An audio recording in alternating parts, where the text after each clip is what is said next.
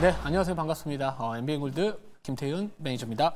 자, 오늘 시장 전반적으로 이제 이번 주에 미국의 주요 경제 지표 발표 일정을 앞두고 또는 이 중동 전쟁에 대한 또 확전 우려감 때문에 또 유가가 지난번 급등을 하면서 이런 부분들이 이제 오늘 조정에 좀 빌미가 되고 있다 이렇게 볼 수 있는데요. 제가 지난주에 이제 시장이 급락이 나왔을 때 지수가 좀 반등을 시도하고 있었을 때 한 가지 말씀을 드렸던 게 V자 반등은 쉽지는 않을 것 같다. 한 번 파동을 만들어 놓고 밑에서 한 번 정도의 조정 파동이 한 번 더 나와주고 나서 어디서 이제 바닥을 잡아주느냐에 대한 부분들이 중요할 것 같다 이렇게 말씀을 좀 드렸었는데 결국에는 지금 그런 부분들인 것 같습니다. 그러니까 지난주 월요일에 급락을 하고 화요일, 수요일, 목요일, 금요일 정도까지는 그래 나름대로 좀 반등을 시도하다가 다시 한번 이제 조정이 나오고 있기 때문에 또 많은 개인 투자자 분들께서는 분명히 지난주 월요일에 이 급락장에 대한 기억이 있다 보니 당연히 다시 시작하는 거 아니냐, 다시 또 공포감이 형성되는 거 아니냐 이런 생각을 하시겠지만 지금의 조정은 충분히 나올 수 있는 조정이다라고 저는 보고 있는 상황이고요. 자, 물론 이제 앞으로 발표되는 지표들 특히나 이번 주에 이제 미국에서는 오늘 밤에는 이제 PPI 생산자 물가지수 발표를 앞두고 있고요. 또 내일 밤에는 현지 시각 우리나라 시간 기준입니다. 내일은 또 저녁에 밤에 그 소비자 물가지수 CPI가 또 발표가 될 예정이고 또 15일에는 소매 판매가 발표가 될 예정입니다.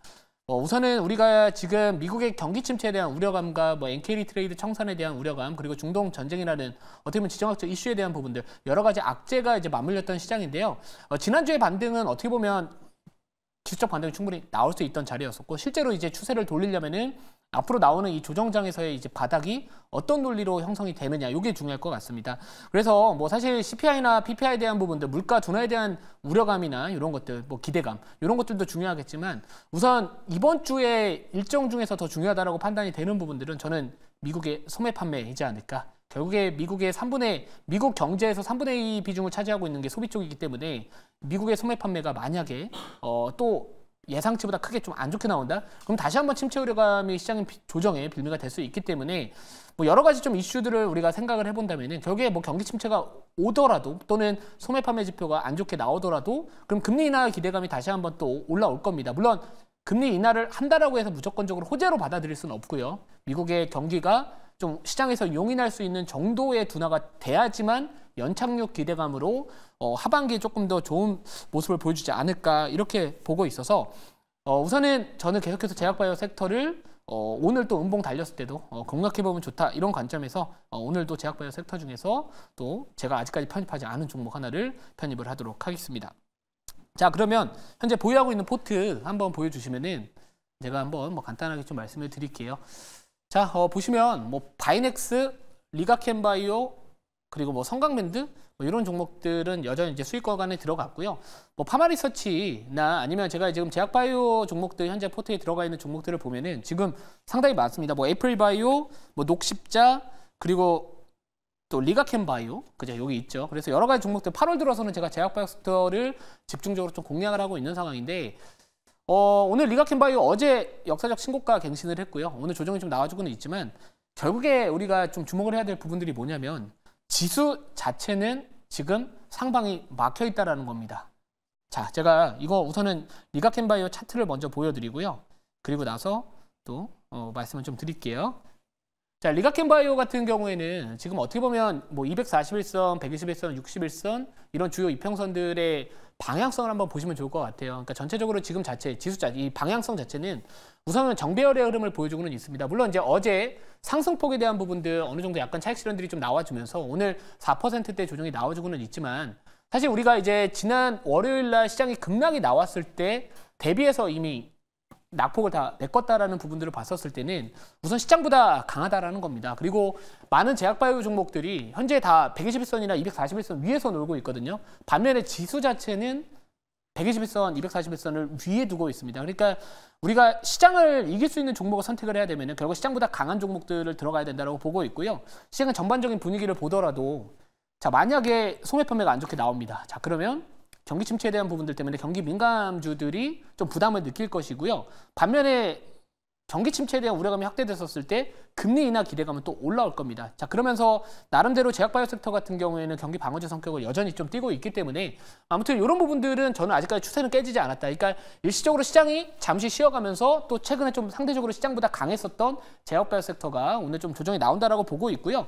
자, 특히나 이제 유가가 또 급등을 하다 보니 또 다시 한번 뭐 인플레이션에 대한 이런 둔화 이런 것들이 또 혹시 후퇴되지 않을까, 지연되지 않을까 이런 부분들이 있겠지만 사실 기대 인플레이션 같은 경우에도 최근에 많이 내려오고 있고요. 실제로 이번 주에 발표될 뭐 미국의 7월달 CPI 같은 경우에도 이 헤드라인 CPI 같은 경우에는 전년하고 비슷하게 좀 나올 것으로 보여지지만 사실 근원 CPI, 코어 CPI 같은 경우에는 지난달 발표됐던 수치보다는 조금은 둔화될 것으로 시장이 좀 기대하고 있기 때문에 우선은 저는 인하에 대한 부분들과 또 다음 달 학회 일정 뭐 유럽 종합학회도 있고요. 그러니까 9월 달에 지금 보면 FOMC 회의에서 인하할 가능성 높고 실제로 또 학회도 다음 달에 또 중요 학회가 있기 때문에 뭐 그런 거 부분들이 좀 맞물리게 되는 섹터가 저는 제약바이오 섹터다. 그래서 저는 뭐 사실 단기적인 관점에서 바라봤었을 때는 전기차 화재와 관련해서 수혜를 받을 수 있는 기업들 당연히 뭐 단기적인 관점에서 바라볼 수도 있겠지만 우선 이번 달에는 저는 다음 달까지도 바라보고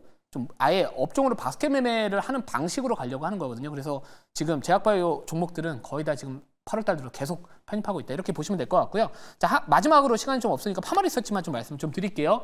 자, 파마리서치 같은 경우에는 뭐 최근에 이런 복토스 관련된 종목들, 뭐 대형제약 등등등 이런 종목들 실적이 상당히 좀 잘 나왔습니다. 파마리서치도 마찬가지로 상당히 실적이 잘 나왔었는데 자, 이 종목 같은 경우에는 만약에 조정이 나오더라도요. 저는 이거는 꼭 분할로 들어가셔야 된다고 좀 말씀을 드릴게요. 방송에서는 제가 이런 분할 전략 그런 것들이 좀 부족하다 보니까 조정이 나오더라도 직전에 좀 고점 섹터 가격대에서 분할로 좀 들어가시면 좋을 것 같고요. 상대적으로 동종업계 내에서 이 멀티플에 대한 부담감이 상대적으로 좀 낮다라는 부분들이 좀 있기 때문에 조정 나왔을 때 분할로 좀 차분하게 모아가시는 게 맞다. 이렇게 말씀드리도록 하겠습니다.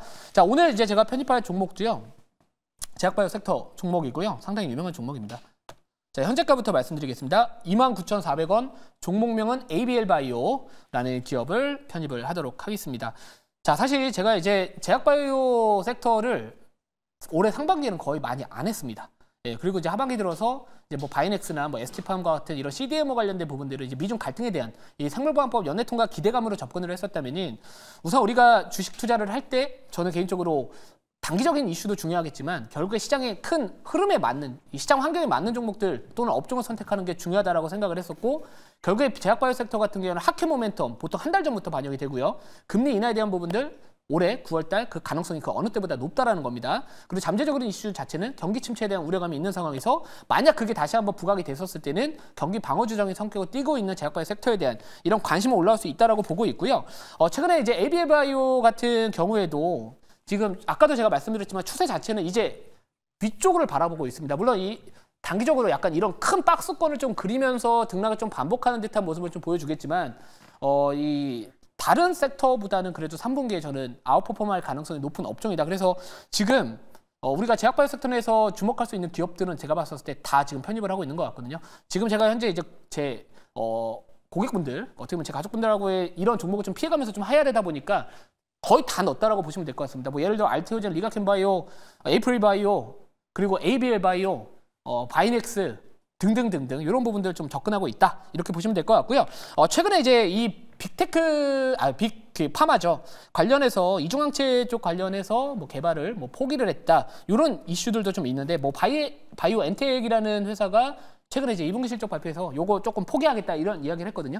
결국에 ABL바이오의 이중항체 이런 관련된 기술에 좀 밀렸다 이런 이야기들이 있는데 이 부분 제가 자료 보면서 말씀을 좀 드리도록 하겠습니다. 자, 결국에는 요 이슈도 되게 중요한 것 같아요. 그래서 뭐 빅파마를 제친 ABL바이오, 국내 업체 이중항체 신약 개발 경쟁 치고 나간다라는 부분들인데 자, 아무튼 이런 이중항체 신약 개발 쪽 관련된 기술력 자체가 국내 기업들이 오히려 지금 빅파마를 좀 제치고 있다 이런 부분들이 좀 있습니다. 실제로 아까 말씀드렸던 이 바이오엔텍과 이 젠맵이 관련해서 지금 공동 개발을 중단을 결정을 하면서 이 젠맵이라는 회사가 그냥 개별적으로 이제 임상 3상을 시도를 하겠다 약간 이런 이야기들이 나왔거든요.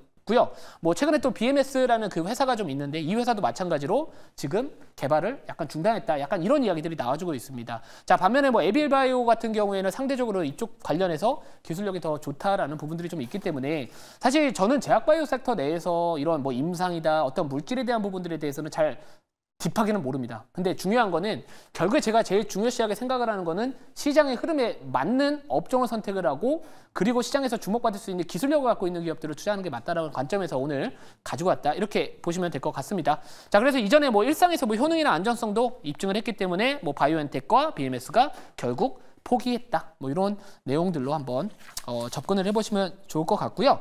자, 그러면 이제 질문 받아보고 추가적인 가격 전략 말씀드리도록 하겠습니다. 네, 자, 제가 한번 해보도록 하겠습니다. 자, 지금 이번에 이제 바이오 같은 경우에는 그 CPI 발표가 저는 상당히 좀 중요하다고 생각을 합니다. 왜냐하면 여기서 이제 결과에 따라서 9월에 금리 인하의 명분이 좀 결정이 될 거라고 저는 생각을 하거든요. 그리고 이제 바이오는 아무래도 이제 금리에 좀 민감하게 반응을 하기 때문에 그래서 이런 부분에 대해서 CPI 좀 전략을 어떻게 잡아야 될지 궁금합니다. 네, 뭐 CPI 같은 경우에는 사실 이제 그 금리 인하에 대한 기대감은 원래부터 이제 최근 들어서 9월 달은 상당히 가능성이 높다라고 보고 있고요. 사실 지수의 방향성을 지금 결정할 수 있는 요인들은 물론 단기적인 관점에서는 물가 지표가 중요할 수도 있겠지만 저는 오히려 미국 경기에 대한 부분들이 더 중요하다라고 보고 있습니다. 그래서 가뜩이나 이제 미국 경기 침체가 하나의 최근에 좀 악재성 이슈, 변덕성을 키웠던 요인이었기 때문에 오히려 저는 사실 CPI는 예상치에 부합하더라도 큰 영향을 미치지 못할 것 같다라는 관점을 갖고 있고요. 실제로 이제 소매 판매 쪽 관련된 부분들이 전반적으로 미국 경기가 그래도 좀 괜찮구나. 이 연착륙에 대한 기대감으로 해석하는 게 더 지수 반등에 좀 계기가 되지 않을까 이렇게 보고 있습니다. 자, 그래서 뭐 CPI 같은 경우에 아까도 말씀드렸지만 뭐 코어 CPI 같은 경우에는 전월 발표보다는 다소 약간은 좀 둔화될 것으로 예상이 되고 있는 만큼 예상치에 부합한다면 그리고 만약 소매 판매가 그 다음 날까지도 괜찮게 나와준다면 오히려 연착륙에 대한 기대감으로 이제 최근에 좀 조정 파동을 다시 한번 만들어 놓으면서 반등을 좀 시도하지 않을까 이렇게 정리해 보도록 하겠습니다.